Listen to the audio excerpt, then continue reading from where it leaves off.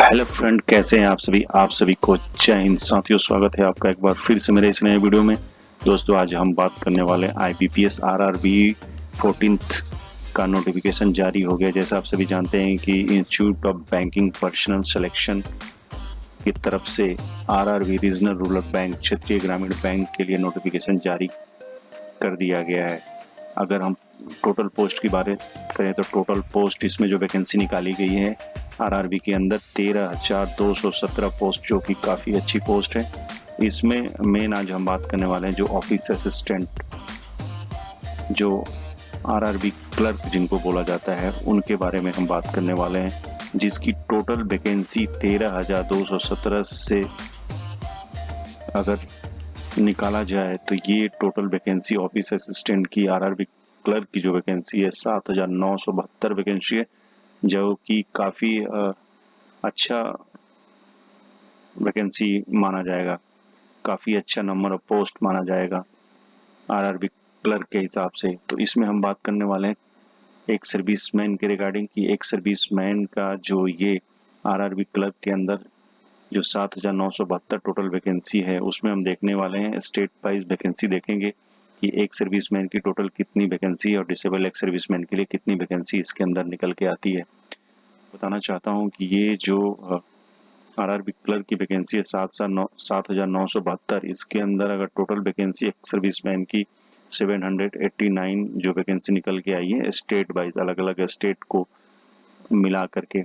उसके बाद जो डिसेबल एक सर्विसमैन है उनके लिए 341 वैकेंसी निकल के आई हैं अलग अलग स्टेट वाइज। तो इस वीडियो को शुरू करने से पहले और उस नोटिफिकेशन को देखने से पहले आपसे एक छोटी सी रिक्वेस्ट है, अगर आप मेरे चैनल पर नए हैं तो चैनल को सब्सक्राइब करें, क्योंकि मैं ऐसे ही job related video, education related video, खासकर एक सर्विसमैन के जॉब रिलेटेड वीडियो लेकर टाइम टू टाइम आता रहता हूँ। सब्सक्राइब का बटन दबाएं, बेल आइकन को प्रेस करें, ऑल का बटन दबाएं, ताकि सारी लेटेस्ट जानकारी आप तक सबसे पहले पहुंचे। तो चलिए चलते हैं उस नोटिफिकेशन के ऊपर और देखते हैं कि उस नोटिफिकेशन में एक सर्विसमैन के लिए क्या खास है और कौन कौन से इम्पोर्टेंट डेट्स रहने वाले हैं, जो इसकी फॉर्म फिल की तारीख क्या है, जो इम्पोर्टेंट डेट क्या है। फिर उसमें हम ये देखेंगे कि एप्लीकेशन फ़ी कितना लगना है, सिलेक्शन ऑफ मोड क्या है, और जो वैकेंसी स्टेट वाइज देखेंगे कि टोटल स्टेट वाइज जितने भी, जैसा आप सभी जानते हैं कि जो 28 स्टेट हैं उनके अंदर ये ग्रामीण बैंक, क्षेत्रीय ग्रामीण बैंक हैं, उस स्टेट के बारे में बात करेंगे कि जो टोटल वैकेंसी है उसमें एक सर्विसमैन की कितनी वैकेंसी निकाली गई है। एक सर्विसमैन के अलावा जो अभी ऑन ड्यूटी आर्मी पर्सन हैं उनके लिए क्या चीज़ रहने वाला है, उनके लिए टाइम बॉन्ड क्या है और कौन कौन से फॉर्म उनको फिल करने हैं, NOC का फॉर्मेट क्या है, ये सारी चीज़ें हम वीडियो के माध्यम से समझने वाले हैं। तो चलिए चलते हैं इसके ऑफिशियल नोटिफिकेशन पे।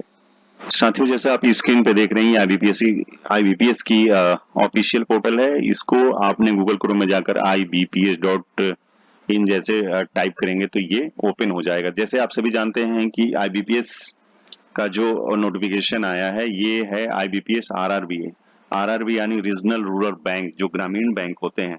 जैसा आप सभी जानते हैं कि अमूमन हर एक स्टेट में ग्रामीण बैंक है। टोटल ग्रामीण बैंक की बात करें हम तो टोटल जो ये सारा बैंक ग्रामीण बैंक गवर्नमेंट के अधीन है, और ये टोटल 28 बैंक है जो ग्रामीण बैंक के नाम से जाने जाते हैं। तो इसके अंदर नोटिफिकेशन निकला, जैसे आप ये देख रहे हैं IBPS के ऑफिशियल पोर्टल पे।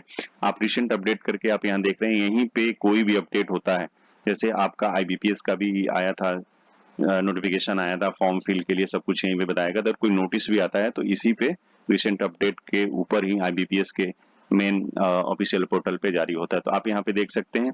नोटिफिकेशन की बात करें हम तो नोटिफिकेशन आप यहाँ से ओपन कर सकते हैं। जैसे आप सभी देख रहे हैं स्क्रीन के ऊपर, जो CRP common recruitment process dash RRB regional rural bank, ये जो 14th है, सीरियल नंबर इसका 14th है, 14 है। तो यहाँ पे बताया गया कि पोस्टेड ऑन 31 अगस्त 2025। तो ये जो नोटिफिकेशन यहाँ लिखा है, नोटिफिकेशन फॉर CRP RRB 14। तो जैसे हम इसको क्लिक करेंगे, ये 31 तारीख के डेट में यहाँ पे IBPS के यानी कल ही डाला गया है। तो इसको जैसे मैं ओपन करता हूँ तो ये आपका नोटिफिकेशन आने से पहले एक पेज और ओपन हुआ। तो आप यहाँ से जैसे आप देख लें रीजनल रूरल बैंक्स, ये 14th करके यहाँ लिखा हुआ, तो यहाँ पर डेट और डिटेल, तो जैसे 1 तारीख के डेट में आप ये देख रहे हैं कि ये फॉर्म फिल के लिए इसमें बता दिया गया है कि आपने फॉर्म फिल, और जो जैसे हमने उसको क्लिक किया तो आपने ये फुल नोटिफिकेशन जो RRB's 14th का है जो ओपन हो जाता है। तो आप ये देख सकते हैं, ये जो है इसमें ग्रुप ए की भी पोस्ट है जो ऑफिसर स्केल 1 2 3 करके, और ग्रुप बी ऑफिस असिस्टेंट जिसको हम RRB क्लर्क के नाम से भी जाते हैं, मल्टीपर्पज। तो ये इसमें जो कि आगे हम इसका और डिटेल से बात करेंगे। अब बारी आती है जो टेंटेटिव डेट, इंपॉर्टेंट डेट की।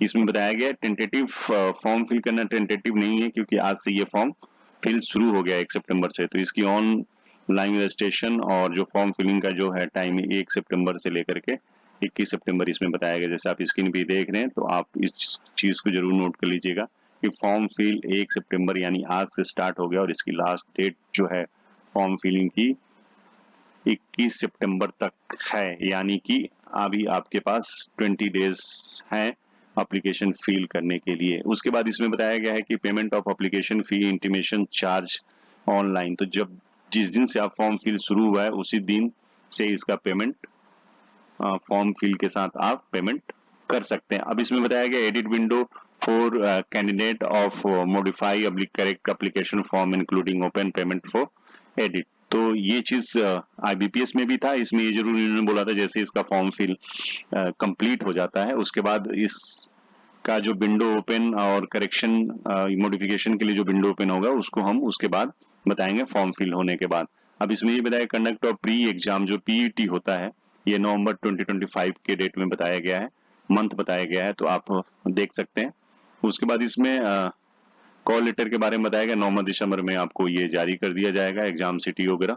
उसके बाद इसमें जो ऑनलाइन एग्जामिनेशन है, प्रीलिमिनरी एग्जाम जो CBT1 जिसको बोलेंगे, तो ऑफिस असिस्टेंट और ऑफिसर ग्रेड के जैसे 1 2 3 है, और ऑफिस असिस्टेंट RRB क्लर्क के लिए नवंबर और दिसंबर में आपका CBT1 जो प्रीलिमिनरी एग्जाम है, ये डेट इसमें बताया गया है।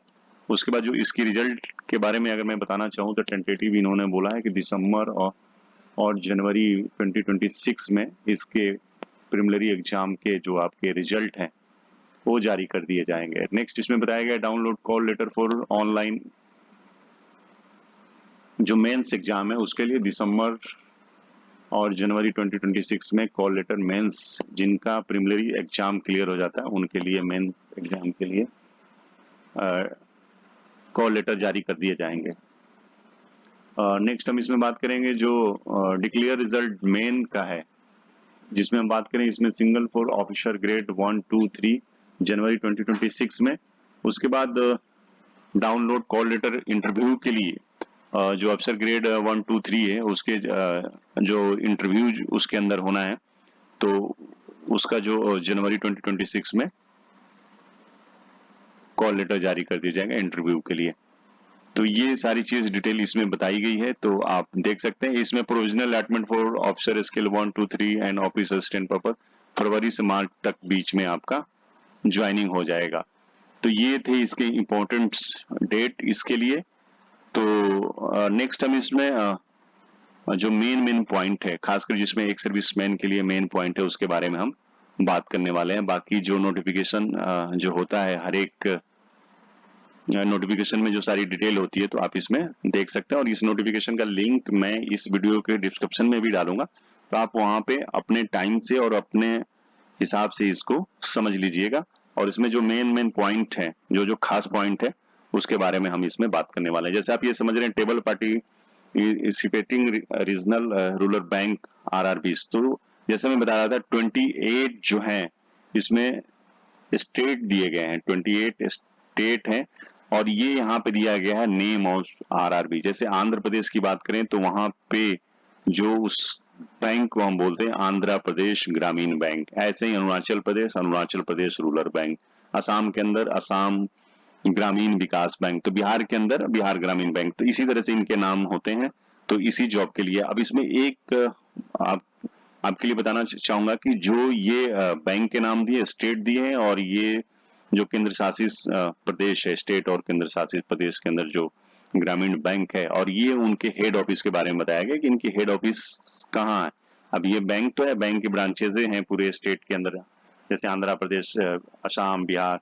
तो जो उनकी मेन जो है हेड ऑफिस है वो यहाँ पे वो चीज बताया गया है कि प्रेजेंट हेड ऑफिस कहाँ है। तो वो आप देख सकते हैं अपने हिसाब से, जिस आप स्टेट से जिस आरआरबी के लिए आप फॉर्म फिल करते हैं, तो वो फॉर्म फिल करने के लिए आपको सबसे पहले वैकेंसी देखनी होगी। तो वो चीज भी मैं अभी आपको आगे दिखाने वाला हूँ। इसमें एक चीज है जो LLPT, इसमें क्या है कि आप इस चीज का ध्यान रखिएगा कि जिस स्टेट से आप फॉर्म फिल कर रहे हैं, तो आपकी वहां का जो लोकल लैंग्वेज प्रोफिशिएंसी टेस्ट देना पड़ेगा। तो आपको उस चीज का नॉलेज होना चाहिए कि फॉर्म फिल करते टाइम आप अपने उसी स्टेट में भरें फॉर्म की जहां पे आपकी जो लोकल लैंग्वेज आपको आती हो, आपके सब्जेक्ट में हो, आपने वहां से पढ़ाई की हो।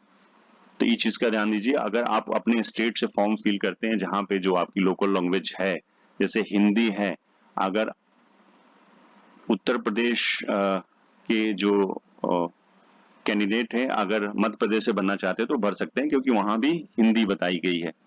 तो जो अगर अदर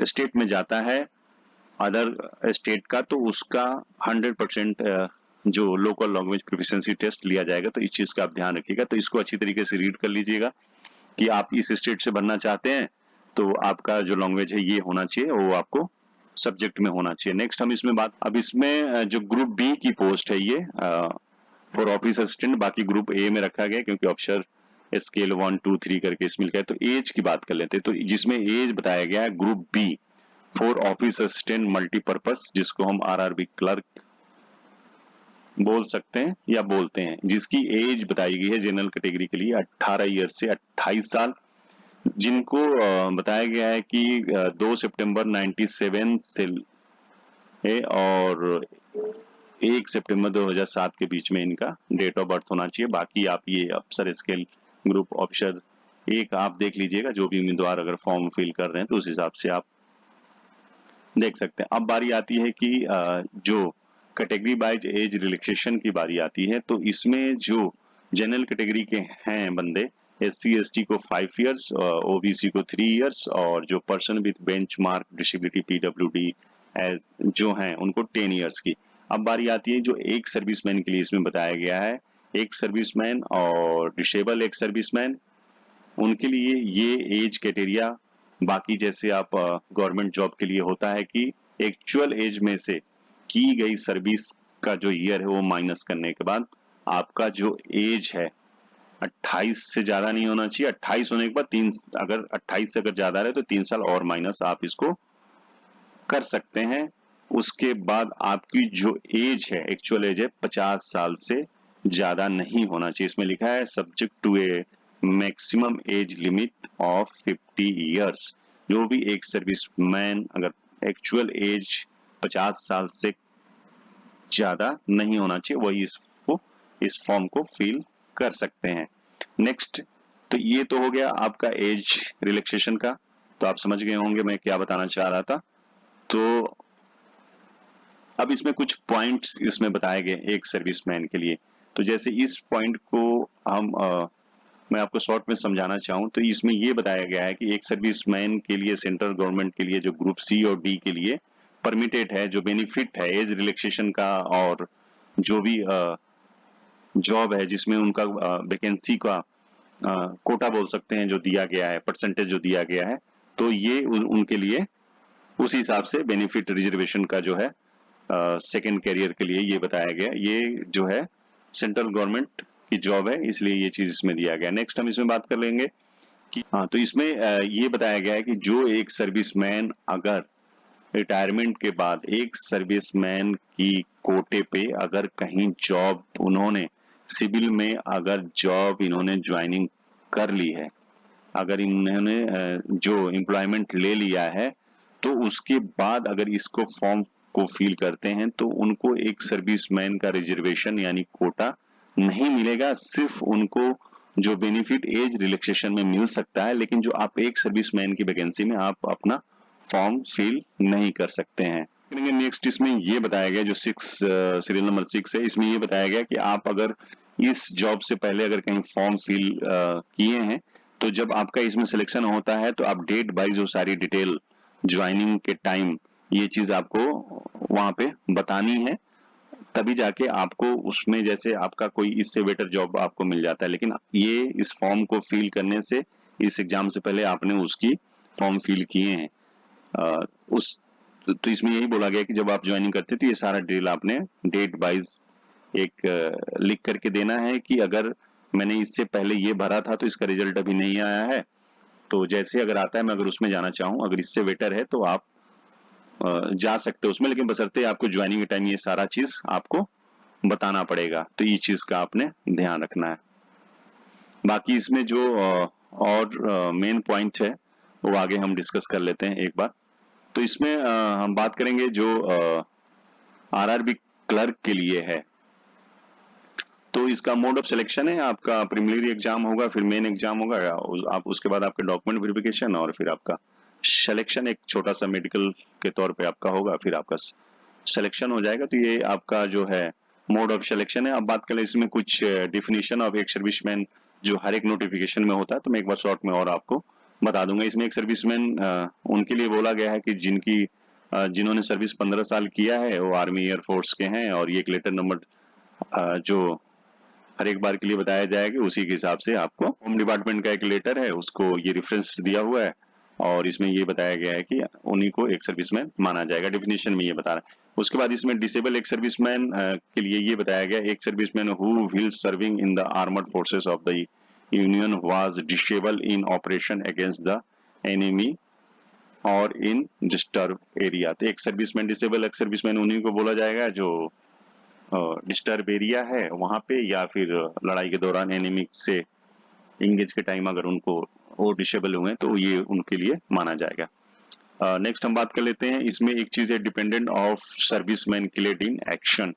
तो इसमें उन डिपेंडेंट के लिए बात की गई है, जैसे आईबीपीएस में भी बताया गया था या एसबीआई के अंदर भी है कि डिपेंडेंट वो जो आर्मी पर्सन शहीद हो जाते हैं, वही जैसे बार के दौरान या कोई इंगेज ऑफ एनिमी या फिर ऐसे कोई डिस्टर्ब एरिया या फिर ऐसी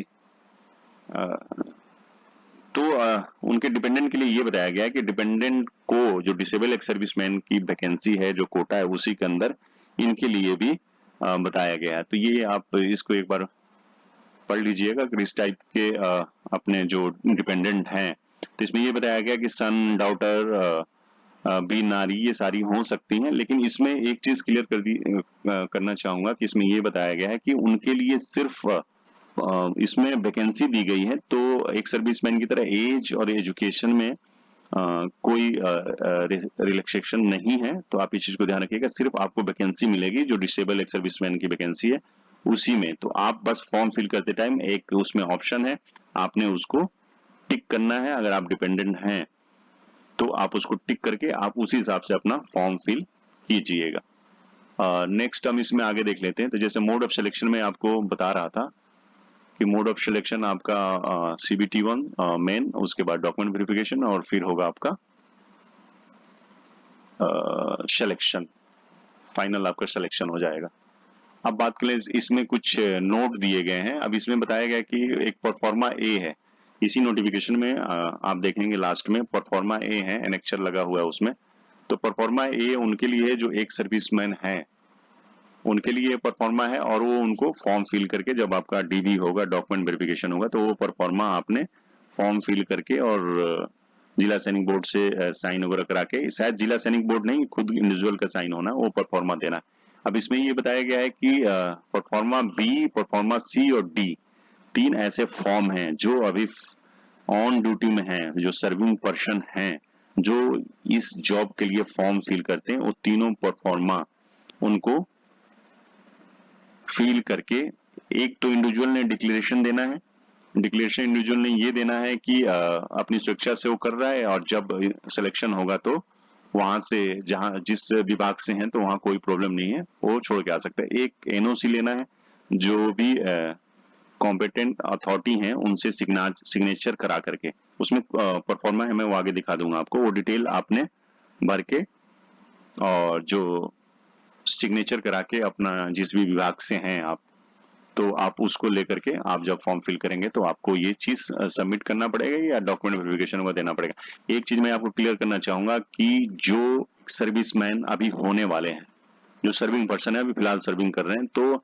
जिनका भी अगर डेट निकल गया है, डिस्चार्ज स्लिप निकल गया है, तो उनके लिए तो बहुत आसानी है, वो जो भी रेफरेंस होगा देंगे तो उनको डिस्चार्ज होना पड़ेगा 29 सितंबर 2026 से पहले सॉरी बिफोर 20 सितंबर, ओके, उनको डिस्चार्ज होना पड़ेगा। तो जो इंडिविजुअल अक्टूबर में डिस्चार्ज हो रहे हैं, 20 सितंबर से पहले जो भी डिस्चार्ज हो रहे हैं वो इस फॉर्म को फिल कर सकते हैं।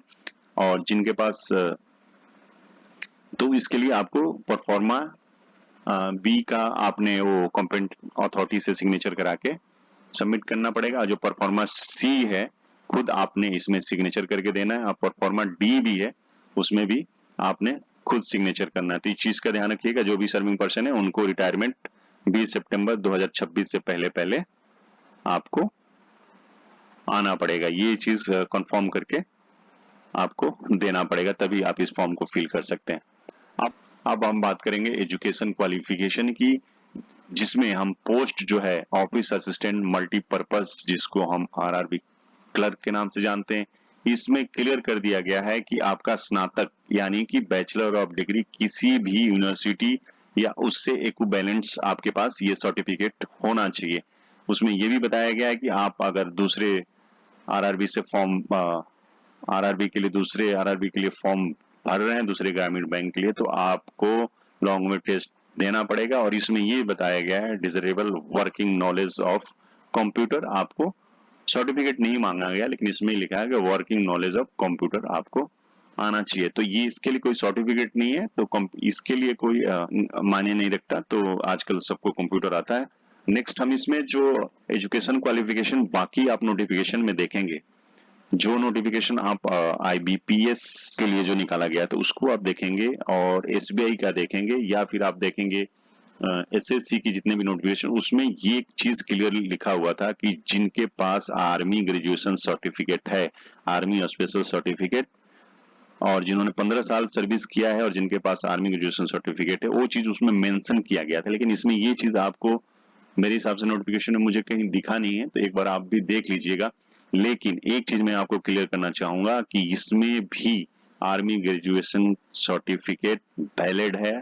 जो 10th पास एक सर्विसमैन है इस फॉर्म को फिल कर सकते हैं, क्योंकि मैंने ऑलरेडी इस फॉर्म को चेक कर लिया है। जब आप फॉर्म फिलिंग करेंगे तो उसमें ऑप्शन जैसे आईबीपीएस क्लर्क के लिए है, तो सेम वही चीजें वो मैं आपको अभी उसका स्क्रीनशॉट ले रखा है जब फॉर्म फिल करते टाइम का, तो आपको मैं उसमें दिखाऊंगा कि उसके अंदर ये चीज क्लियर लिखा हुआ कि आप अगर आपके पास आर्मी ग्रेजुएशन सर्टिफिकेट है तो उसमें पूछा गया है यस या नो, तो उस फॉर्म को आप भर सकते हैं। आईबीपीएस के फॉर्म में भी ऐसे ही लिखा गया था, और आईबीपीएस आरआरबी क्लर्क के लिए भी आप ये फॉर्म भर सकते हैं। मैं फिर से आपको बताना चाहूंगा कि जो एक सर्विसमैन 10th पास है, अगर उनके पास उनके रिकॉर्ड या उनके डिपो द्वारा दिया गया army graduation certificate, army special certificate है, वो इस फॉर्म को फिल कर सकते हैं। जो आरआरबी क्लर्क का पोस्ट है, ऑफिस असिस्टेंट का पोस्ट है, उसके लिए आप अप्लाई कर सकते हैं। आगे स्क्रीनशॉट दिखाऊंगा जब फॉर्म फिल करते टाइम। अब बारी आती है, इसमें आपकी बारी है तो जो एप्लीकेशन फी आपने पेमेंट करना है, तो बाकी का ना बात करते हो, हम इसमें करेंगे ऑफिस असिस्टेंट की जो फी है, इसमें ये लिखा गया ₹175 जो है SC ST PWD ESM और डिसेबल एक सर्विसमैन कैंडिडेट है वो उनके लिए, बाकी जो है जनरल कैटेगरी इनको छोड़ के उनको 850 रुपया फी जमा करना है। अब बारी आती है जो आपका ऑनलाइन एग्जामिनेशन स्ट्रक्चर है, जो प्रीलिमिनरी एग्जाम है, वो सारे आपके क्वेश्चन ऑब्जेक्टिव टाइप होंगे। इसमें जो ऑफिस असिस्टेंट की बात करें तो इसमें रीजनिंग और न्यूमेरिकल एबिलिटी के टेस्ट होंगे। मीडियम आपका जो कोई भी हो सकता है, जिस हिसाब से आपने हिंदी इंग्लिश तो है ही, अगर आप उस स्टेट से हैं, अगर उसमें है वो लैंग्वेज तो आप वो दे सकते हैं, इसलिए यहाँ पे स्टार दिया गया हुआ है। आप देख सकते हैं number of question 40 question, marks total 80 और टाइम आपको मिलने वाला है इसमें 45 मिनट। तो ये हो गए प्रीलिमिनरी एग्जाम का। उसके बाद बाकी आप देख सकते हैं जो भी जनरल कैटेगरी के ऑफिसर स्केल 1 के बारे में वो देख सकते हैं। अब आता है इसमें ऑफिस असिस्टेंट जो आपका मेन एग्जाम होगा। मेन एग्जाम में आपको reasoning, computer knowledge, general awareness, English language, Hindi language, numerical ability, ये सारा जो है इंग्लिश का पेपर इंग्लिश में ही हो, बाकी अपने मीडियम ऑफ एग्जाम जो आप फॉर्म सिलेक्ट करेंगे हिंदी इंग्लिश या फिर जो भी उसमें होगा जिस स्टेट से आप फॉर्म फिल करें उस हिसाब से आप कर सकते हैं। ये जो टोटल जो मार्क्स हैं ये सारे जो हैं जो टेस्ट होने हैं आपके, जैसे हमने रीजनिंग का बताया 40 क्वेश्चन होंगे और 50 मार्क्स के होंगे, इसी हिसाब से आपको यहाँ पे टोटल 200 मार्क्स का जो क्वेश्चन होंगे और 200 मार्क्स का ही इसमें आपका पेपर होगा। मार्क्स भी 200, क्वेश्चन भी 200 और टोटल आपको 2 घंटे मिलेंगे 120 मिनट। तो ये तो हो गया आपका सिलेबस के बारे में। अब बात कर लेते हैं जो मीडियम ऑफ एग्जामिनेशन, जैसे आप फॉर्म फिल करेंगे तो आप देख सकते हैं कि अगर आंध्र प्रदेश के हैं आप हिंदी इंग्लिश के अलावा तेलुगु में भी फॉर्म जो एग्जाम होगा आप देख सकते हैं। जब आप फॉर्म फिल कीजिएगा तो उसमें आप सिलेक्ट कर लीजिएगा कि आपने तेलुगु या हिंदी इंग्लिश में देना। फिर हिमाचल प्रदेश की बात करें, असम, तो ये इस हिसाब से है जो जिस हिसाब से जिस स्टेट से या केंद्र शासित प्रदेश से अगर फॉर्म फिल करता है तो आप उस हिसाब से लैंग्वेज देख लीजिएगा। फिर इसमें ये बाकी अफसर ग्रेड के लिए है और एक बार देख लेते और कुछ अगर इसमें रह जाता है तो मेन पॉइंट हमने इसमें कवर कर दिया। बाकी जो फॉर्म फिल करने की बारी आती है तो आप सभी जानते हैं कि आपका एक फोटोग्राफ्स इसमें लगेगा जो स्कैन किया हुआ होगा और उसके हिसाब से आप साइज इसको एक बार देख लीजिएगा, साइज सेट करके रख लीजिएगा। फिर आपको मेन एक मैं पॉइंट बता दूं, जो सिग्नेचर है आपका सिग्नेचर, पहले हम बात कर लेते हैं फोटो आपको स्कैन किया हुआ होना चाहिए, साइज उसके हिसाब से केबी में कन्वर्ट करके रखिए। फिर आपको एक कैप्चर फोटो करना है, वो आपने कैप्चर करना है। फिर आपको जो सिग्नेचर, तो सिग्नेचर का ध्यान बताना चाहूंगा कि व्हाइट पेपर पे ब्लैक पेन से आपको सिग्नेचर करके रखना है, स्कैन करके वो उसको अपलोड करना है, किसी और पेन से आपने नहीं करना है, इस चीज का ध्यान रखिएगा। थंब इंप्रेशन लेफ्ट थंब का उसका जो है ब्लैक या ब्लू इंक होना चाहिए, व्हाइट पेपर के ऊपर आपने इसको लगाना है। अब बारी आती है इसमें डिक्लेरेशन की, हैंड रिटन डिक्लेरेशन। तो इसमें फॉर्मेट दिया हुआ है, आपने उसी प्रकार से लिखना है, ना कि आपने एसबीआई का डिक्लेरेशन लिख देना या फिर एसएससी का, उस प्रकार से नहीं रखना है।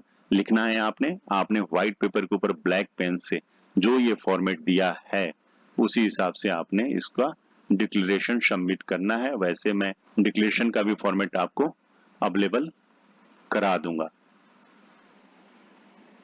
अब जो मेन पॉइंट आता है आपका कि आपने जो फॉर्म फिल करना है ऑफिस असिस्टेंट आरआरबी क्लर्क का, जो आपकी वैकेंसी जो बताई गई है इसमें आप ये देख सकते हैं, जो एक सर्विसमैन की ये है और पीडब्ल्यूडी की इसमें लास्ट में वैकेंसी बताई गई है। तो मैं एक बार आपको फटाफट इसको पढ़ के बता देता हूं। जो आंध्र प्रदेश की बात करें तो टोटल 150 वैकेंसी, आप ये देख सकते हैं कैटेगरी वाइज। आंध्र प्रदेश की जो टोटल वैकेंसी है, एक सर्विसमैन की वैकेंसी 150 टोटल वैकेंसी और 15 वैकेंसी आप देख सकते हैं स्क्रीन के ऊपर, एक सर्विसमैन और 7 vacancy disable ex serviceman. Arunachal Pradesh की बात करें टोटल 35 वैकेंसी, एक सर्विसमैन की कोई वैकेंसी नहीं। असम के अंदर जो वैकेंसी है टोटल 167 और जो 16 वैकेंसी है एक सर्विसमैन और जो 7 वैकेंसी है डिसेबल एक्स सर्विसमैन। बिहार के लिए बात करें तो बिहार ग्रामीण बैंक बिहार के लिए 365 टोटल वैकेंसी है, जिसके अंदर 36 वैकेंसी एक सर्विसमैन और 15 डिसेबल एक्स सर्विसमैन के लिए। और छत्तीसगढ़ की बात करें इसमें तो 31 जो है 295 टोटल है, तो 31 वैकेंसी आप देख सकते हैं एक सर्विसमैन और 13 वैकेंसी डिसेबल एक सर्विसमैन के लिए। छत्तीसगढ़ हो गया। आप गुजरात की बारी है तो गुजरात में टोटल वैकेंसी 300 है, जिसमें से 30 वैकेंसी जो है 30 वैकेंसी एक सर्विसमैन के लिए और 13 वैकेंसी डिसेबल एक सर्विसमैन के लिए। हिमाचल प्रदेश की बात करें तो हिमाचल प्रदेश में टोटल 51 वैकेंसी, जिसमें से 5 वैकेंसी एक सर्विसमैन के लिए, डिसेबल के लिए कोई वैकेंसी नहीं है। जम्मू एंड कश्मीर की बात करें तो टोटल 50 वैकेंसी है, जिसमें से 5 वैकेंसी एक सर्विसमैन है और 2 डिसेबल एक सर्विसमैन। अब बारी आती है झारखंड की। झारखंड के अंदर 85 टोटल वैकेंसी है, जिसके अंदर 9 वैकेंसी जो है एक सर्विसमैन के लिए, डिसेबल के लिए कोई वैकेंसी नहीं है। कर्नाटका में टोटल वैकेंसी 800 की वैकेंसी है, जो काफी अच्छी वैकेंसी है। एक सर्विसमैन के लिए 80 वैकेंसी और 36 वैकेंसी डिसेबल के लिए। केरला की बात करें, केरला ग्रामीण बैंक के अंदर जो टोटल वैकेंसी 350 की, जिसमें से 35 वैकेंसी एक सर्विसमैन, 14 डिसेबल एक सर्विसमैन।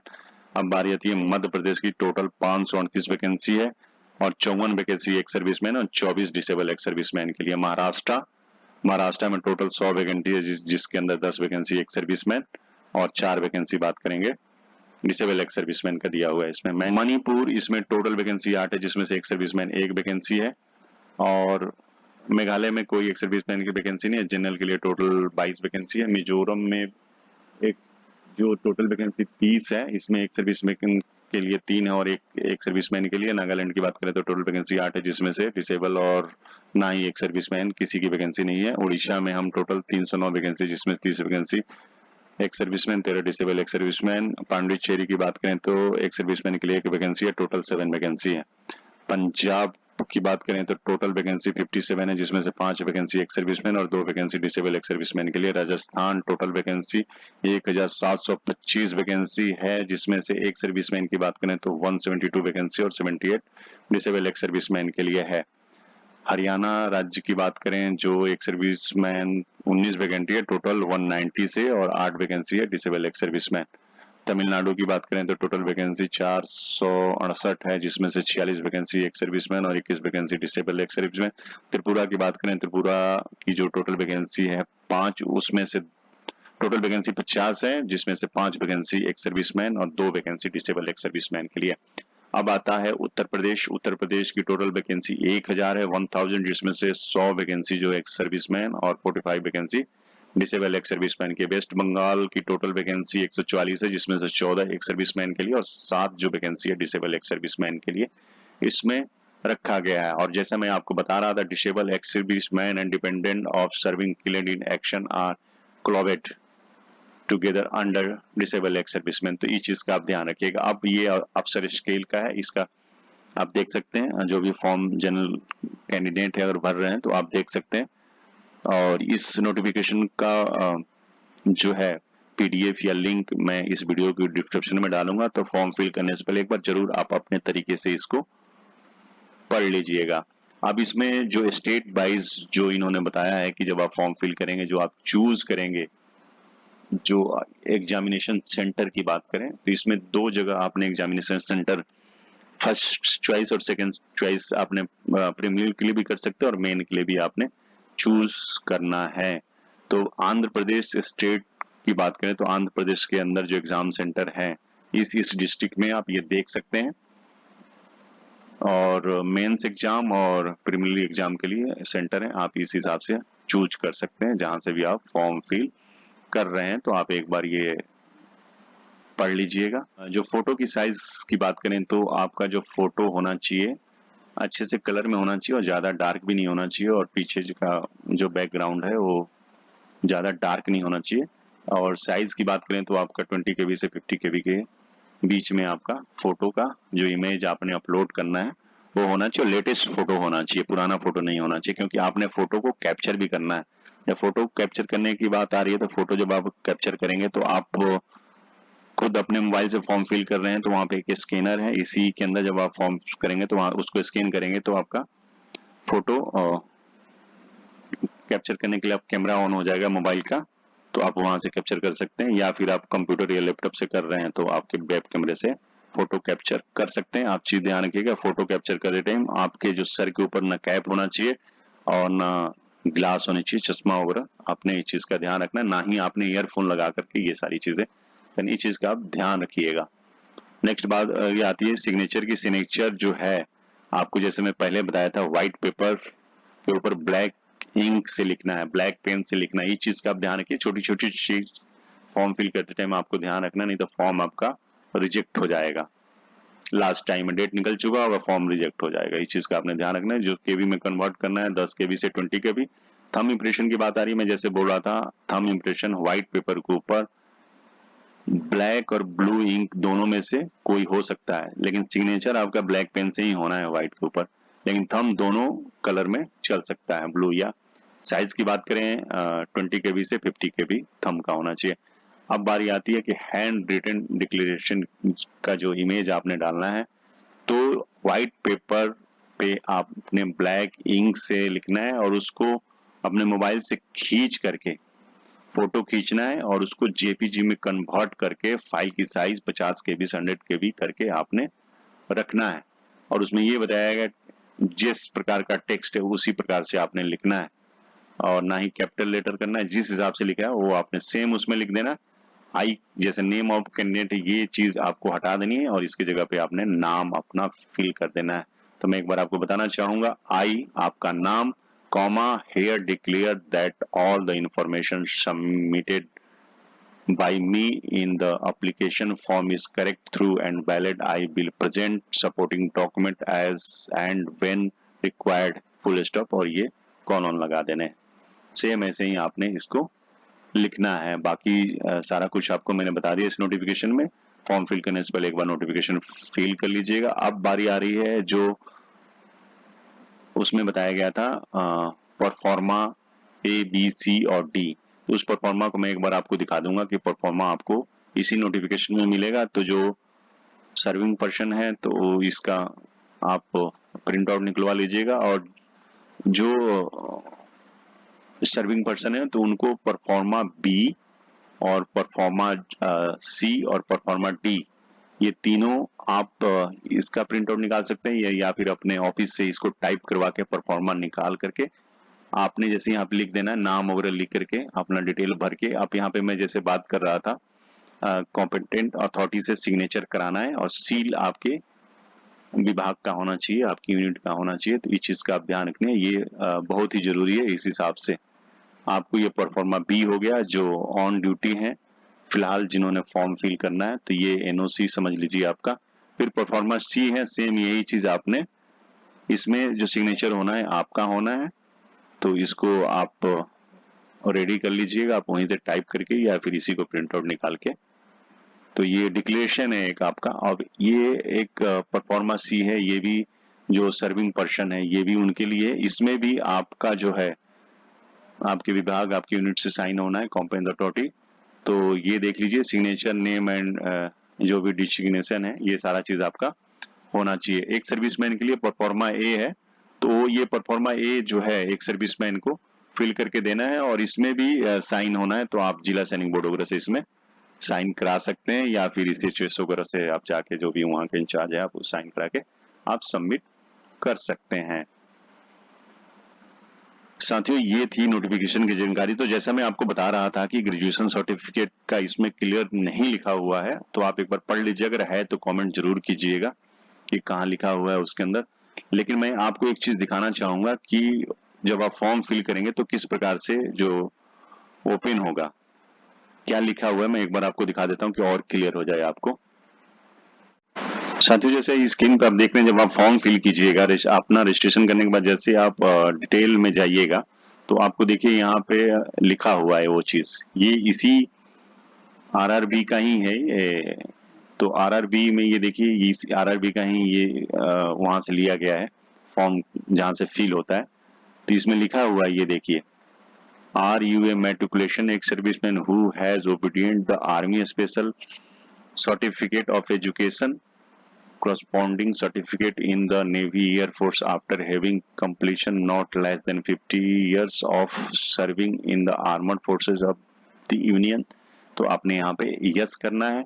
तो इसमें लिखा हुआ कि marks oblique percentage not given in the certificate, तो हमने यस कर देना है। बात सही है कि उसमें मार्क्स और कोई परसेंटेज नहीं लिखा है, तो जैसे आप इसको यस कीजिएगा, ये आप यहाँ में मार्क्स जो परसेंटेज है आपको डालने की जरूरत नहीं है। तो मैं इसको इसलिए दिखाना चाहता हूँ कि उस नोटिफिकेशन के अंदर मुझे नहीं दिखा, इसलिए मैंने वहां से लेकर के आपको दिखाने के लिए इसको दिखा करके और कंफर्म करना चाहता कि जो भी आर्मी ग्रेजुएशन सर्टिफिकेट वाले बंदे हैं वो फॉर्म फिल कर सकते हैं। साथियों ये था IBPS RRB नोटिफिकेशन की फुल जानकारी। और लास्ट में आपसे रिक्वेस्ट है, अगर आप मेरे चैनल पर नए हैं या चैनल को सब्सक्राइब नहीं किया है अभी तक, तो चैनल को सब्सक्राइब कर लें, क्योंकि ऐसे ही जॉब रिलेटेड वीडियो आपको टाइम टू टाइम मिलते रहेंगे। और अगर ये वीडियो आपको अच्छी लगी तो लाइक और शेयर जरूर करें। वीडियो में लास्ट तक बने रहने के लिए आपका बहुत बहुत धन्यवाद। Thank you. जय हिंद।